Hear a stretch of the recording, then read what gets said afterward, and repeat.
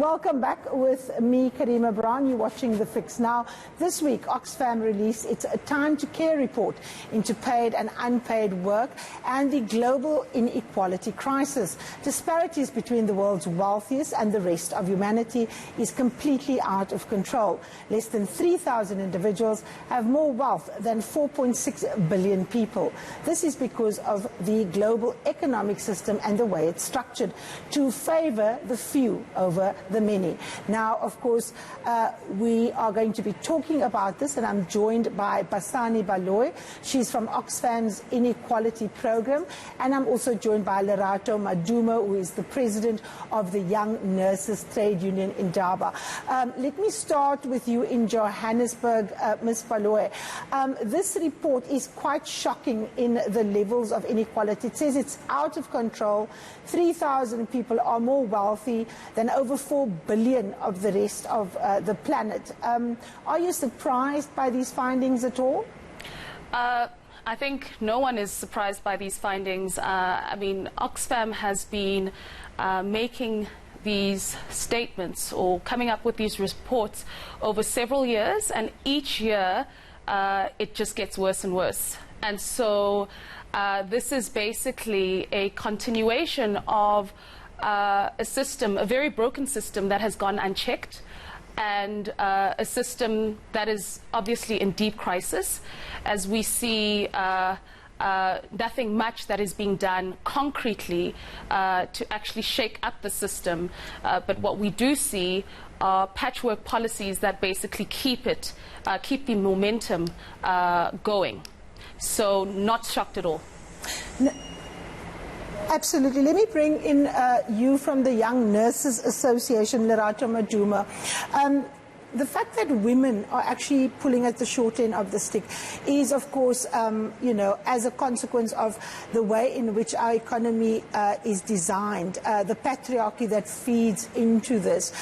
How does your organization plug into the findings of this report, and how do we change what is happening?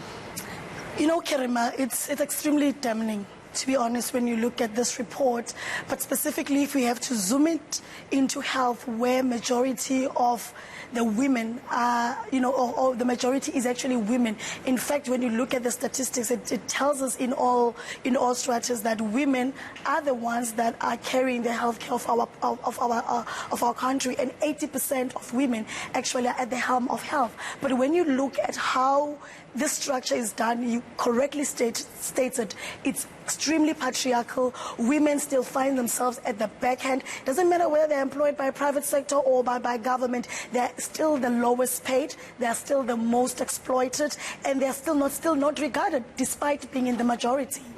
Ms. Baloy, you know, patriarchy is a key driver of inequality.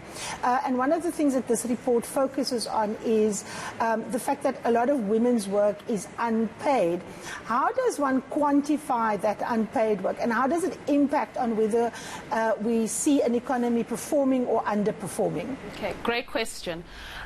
First of all, what a tool that economists use to quantify that unpaid care work is something called time use surveys that many national governments use. And basically those would be questions that ask about how much time you spend doing various types of activities that go unpaid, right? And so those figures then would be quantified and a value placed on them. And we've quantified it in this report that it stands at 12.5 billion hours. That's what women spend globally each and every day. 12.5 billion hours a day doing unpaid care work, and I think that needs to be defined. This is basically care that goes care work that is done that is for which there is no financial remuneration for. And then when we quantified the value of... Absolutely. Now, Ms. Maduma, the fact that women are not paid and that they continue to do this work obviously means that women's participation in the economy is not actually being measured properly. If you look at the South African conditions, how large a part of your experience feeds into this idea that women are actually participating in the economy and not being rewarded for it financially? You see, it's still quite a sad situation, because when you look at it, we've coined programs such as EWP programs, where still the majority, it's still females that are not benefiting from this economy, and they're still extremely marginalized. There's CHW program, the community healthcare workers, who literally were earning up until last year less than 1.7, and now it's after a long battle, they're only learning 3.5. Still again, majority females. We've looked at female work really being casualized to a point that your labor brokers have actually taken in. They are the ones that are actually benefiting more than the beneficiaries of this work. And it takes you back to, say, 25 years into this democracy that we are in. Every sector and every work that is done by women is really underlooked. We might be pointing the issues of gender equality or affirmative action as labor, but in a true sense of it, it's not measurable, and we are not actually getting the results that we need to see women right at the help, not just as workers, but actually being in the forefront of leading this particular sectors that we speak about. For me, particularly in health, that is quite important. Ms. Baloyi, let's just go back to some of the ways in which inequality impacts particularly on women. In South Africa, the face of inequality is a feminized face. In fact, poverty and inequality is feminized in South Africa. How unique is South Africa in terms of the global standard, or are we in fact, the prototype for what is happening globally? We definitely are the prototype for what is happening globally. I mean, if we think, as I was talking about the fact that 12.5 billion work of hours per day go unpaid, and that is what women carry. In South Africa, when we zoom down on that kind of statistics, we see that women who are working, right, spend more time doing unpaid care work than men that are unemployed. And so that just shows you the level of discrepancy of what is actually happening within the household in terms of the division of labor. Right, and certainly with respect to the underpaid care work that happens, where fine, it is remunerated, but below either below a minimum wage or below even a living wage. Right, and that is what many women face, including your guest that you have who speaks on the plight of healthcare workers. So we are not particularly different from any trend that we see happening globally. And what we are saying is that a particularly global trend that is happening that is actually deepening the crisis of unpaid and underpaid care work is the fact that the government, along with two-thirds of other governments across the world, are actually implementing austerity measures that will only seek to deepen the crisis. And what that does is that we are seeing budget cuts in healthcare and education. Currently, they are being carried out provincially and within local governments. Infrastructure grants are being cut. And of course, what that means is that women and girls are then left to fill in the gaps of a public sector that is basically turning its back on them. We saw the issue. Okay, let me bring in Ms. Maduma, because she's obviously in the public health care system. In South Africa, our public health care is in the intensive care unit. I mean, it's critically ill, essentially. How does this weaken our ability to actually bring about things like the national health insurance, making health accessible for everyone, when at the roots government spending is actually, not necessarily on par with what is required? Karima, when it comes to public health, it's no longer in ICU, it's in mortuary.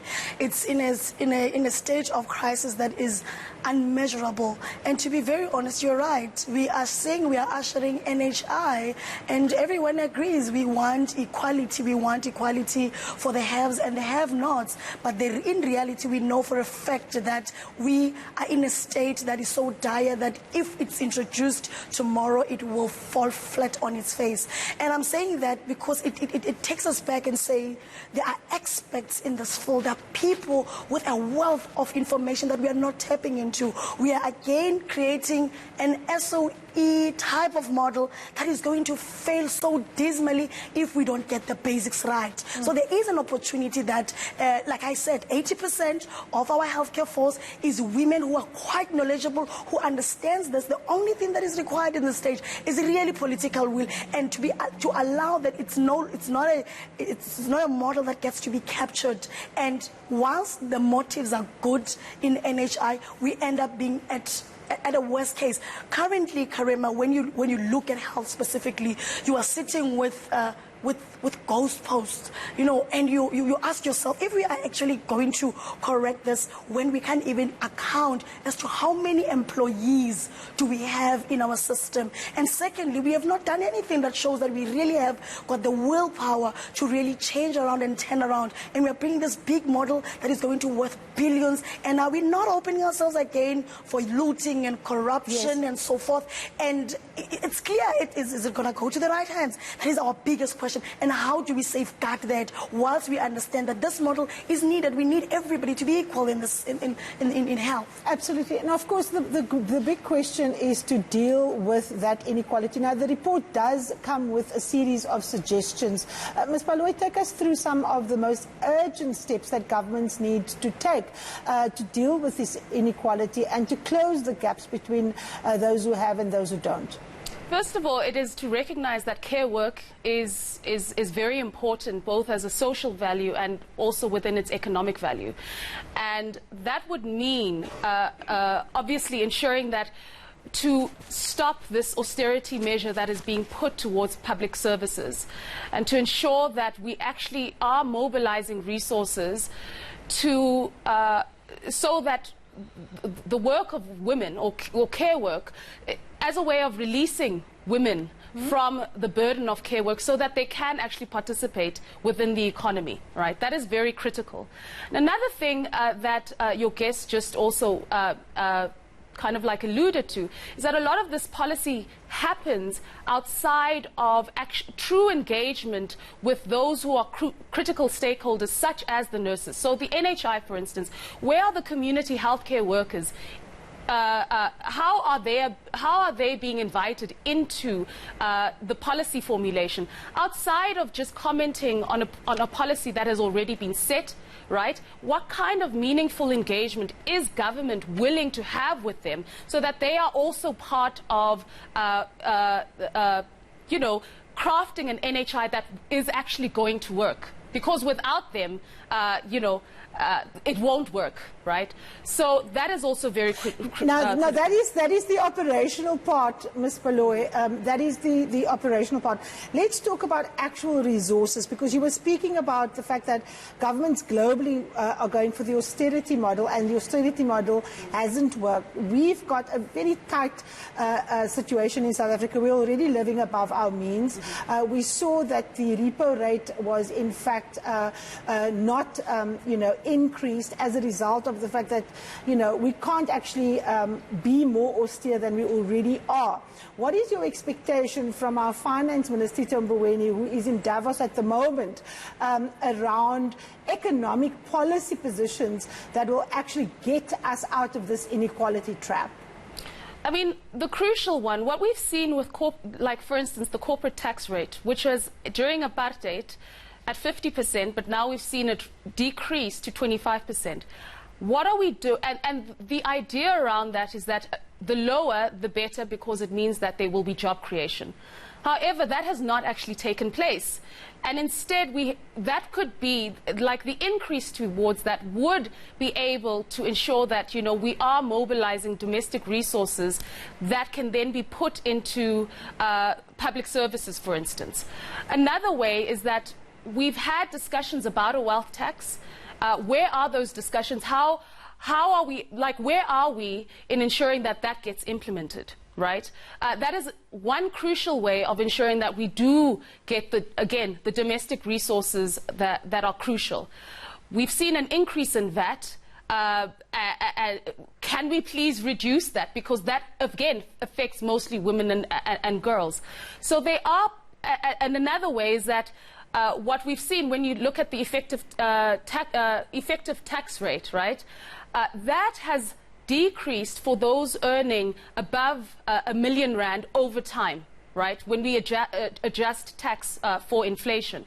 That is another, we could use that to also increase taxes so that we, again, get the domestic resources that are valuable. So I do think that there is some level of policy space that, in spite of the crisis that we have with regards to debt, but we do have some policy space to actually increase key areas of taxation that would then be able to be channeled in the way that can actually reduce the crisis that is faced by mostly women and girls.